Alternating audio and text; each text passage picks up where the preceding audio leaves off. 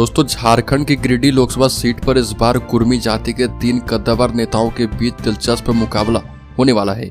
मौजूदा सांसद आजसू पार्टी के चंद्रप्रकाश चौधरी को इंडिया गठबंधन के मथुरा महतो और JBKSS यानी झारखंडी भाषा खतियान संघर्ष समिति नामक संगठन के प्रमुख जयराम महतो से कड़ी चुनौती मिल रही है और इस लोकसभा सीट पर कुर्मी जाति के वोटर्स की तादाद लगभग 19% है और जीत हार तय करने में इनकी भूमिका सबसे निर्णायक मानी जाती रही है। इस बार 3 बड़े कुर्मी नेताओं के मैदान में उतरने से किसी एक को अपनी जाति के लिए एकमुश्त वोट मिलना मुश्किल है। ऐसे में दूसरे जातीय समूहों की गोलबंदी और समर्थन के आधार पर बनने वाले समीकरणों का आकलन किया जा रहा।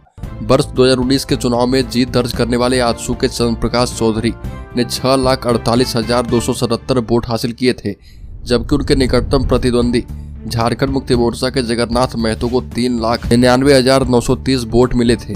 राज्य की एकमात्र सीट है जो भाजपा ने वर्ष 2019 के बाद इस दफा भी आजसू पार्टी के लिए छोड़ी है। हालांकि 1989 से लेकर 2014 तक इस सीट पर कुल 9 बार हुए चुनाव में भाजपा ने कुल 6 बार जीत दर्ज की थी।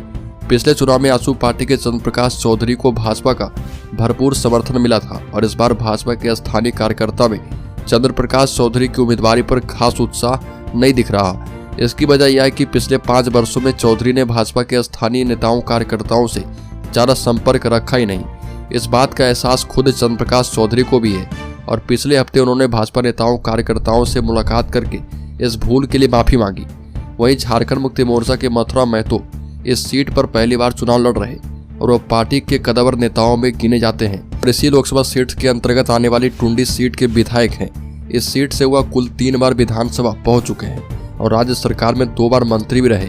वहीं तीसरे अहम प्रत्याशी जयराम महतो ने पिछले 3-4 सालों से झारखंड की भाषा और स्थानीयता के मुद्दे पर संघर्ष करने वाले फायर ब्रांड युवा नेता के रूप में अच्छी पहचान बना ली है।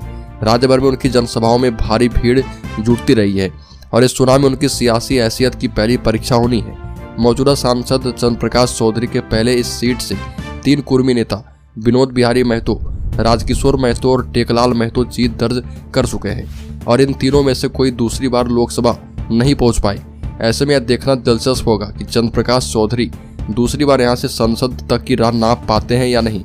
बहरहाल तीनों कद्दावर प्रत्याशी जनसंपर्क अभियान में जोर शोर से जुटे हुए हैं और यहाँ पर मतदान जो है 25 मई को होना है। कुल 6 विधानसभा क्षेत्र में फैले इस लोकसभा सीट पर वोटरों की संख्या 18,40,296 है। हालांकि जहां तक जयराम महतो की बात है तो इस बार वो काफी कमाल करने वाले हैं। गिरिडीह की वर्तमान स्थिति देखें तो स्थानीय स्तर पर गिरिडीह के युवाओं खासकर छात्रों के बीच वो काफी लोकप्रिय है, जिनकी संख्या गिरिडीह लोकसभा क्षेत्र में वोटरों के लिहाज से काफी बड़ी है।